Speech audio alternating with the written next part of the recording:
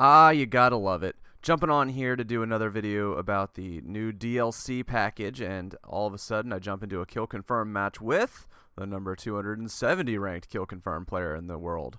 I'm sure this one's gonna go well.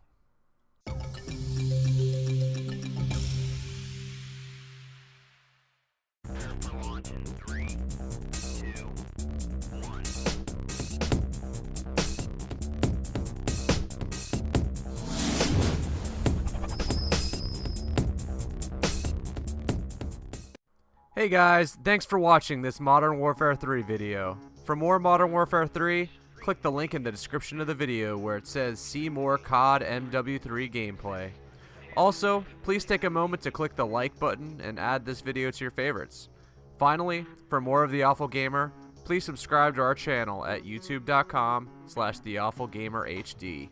Thanks for watching. Okay, so when I first fired up the new maps, the new DLC, the new content drop from Call of Duty Elite, I played through Piazza and Liberation and had my initial thoughts. My initial thoughts were, number one, that Piazza is kind of fun. It allows for a lot of action hero jumps, that sort of thing. I'm going to cover that in another video. This one is going to be focused on Liberation, mostly because I had this nice little opportunity to face off against, number 270 or whatever. But my thoughts on Liberation were not quite as nice. Basically, my thoughts are that, first of all, much like many of my subscribers and many of my Twitter followers, by the way, follow me on Twitter, twitter.com/PanicKnife. I know that's hard to remember, just it's in the description of the video if you can't figure it out. I don't know what to do. But anyway, a lot of people were saying that it feels like a Battlefield 3 map, and I would agree. Actually, if you look at it, it looks exactly like Operation Metro in more than one way. One of the things about Metro in Battlefield 3 is that it has a lot of, shrubbery and bushes and that sort of thing to hide in, and so does this map. It actually is a gigantic pain in the ass. Anyway, the other half of it is that the encounters that you're going to have are very long. As I'm watching this, I'm like trying to no-look grab that tag there. It didn't work out too well, but whatever. It is okay, but whatever. The thing is about that is that you have to be doubly accurate with your shots, because if you have any kind of side-to-side sway, you're not going to be able to hit them, and it's not very good for guys like me that don't have a lot of accuracy in their shots. So the first few times I played through this map, I didn't have a really good feel for it, and I was pretty much just running around and getting my ass handed to me. I think I went 17 and 9 on Piazza and like 12 and 23 on Liberation, and I guess that's to be expected. This is more of a sniper-heavy map, and I love to run and gun. But as you see the heat map in the top right-hand corner of the screen, I did come up with a decent strategy. The green areas, those are, it's pretty standard if you look at it. This looks like more of a bullseye than most of the other maps that I've done, where, I might have areas towards the center where they're more green, more accessible. In this map, it's pretty traditional. You're going to be wanting to stay to the outside and shoot into the center rather than, work your way through certain areas of the middle and shoot out to the sides, etc., etc.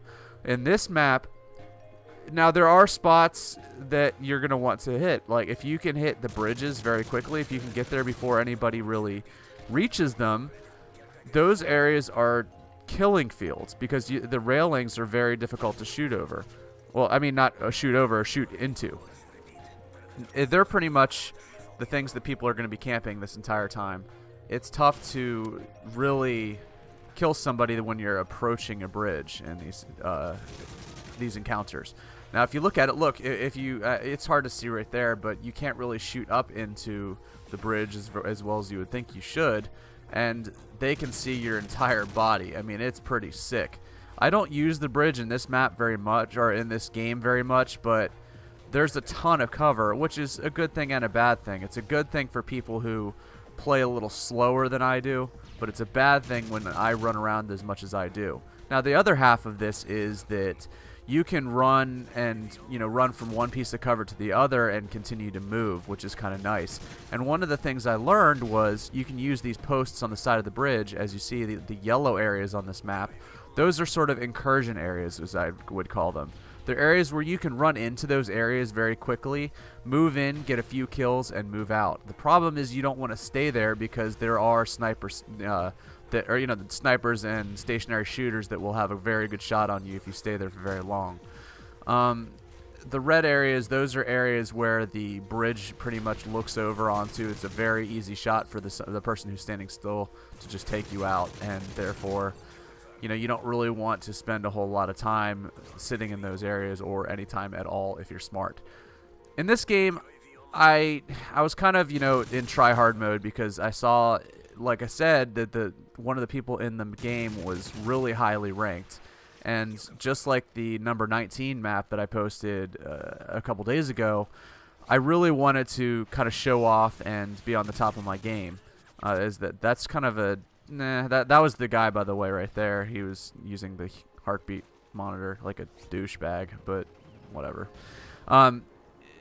That's a good example, though, where he was kind of using that railing. It's not actually, no, it wasn't a great example of it. He was using one of the lower railings, but it's still not easy to shoot. Sometimes when you're running and gunning, you want to fast twitch it, and you want to hit him, really quick with a sweeping shot, or you might want to hold on to the trigger and readjust. You're not going to be able to do that very well when you are, when there's a railing there, because your first few shots, especially considering the railings are slightly glitched, they're gonna take up, eat up all those bullets. You're not gonna really penetrate through them, and then they're pretty much, their first shot's gonna be on your body, whether it's on your leg or whatever. Your gun's gonna start to jump, and you suck, and you will die. So, those railings effing suck. Now, you'll notice that, look at the score, we're kicking some ass, and it's not that the team really sucks, that their team really sucks, or that my team is anything super special. We're just taking advantage of the fact that they're sitting in, stationary spots and staying out of those areas that are, the big kill areas.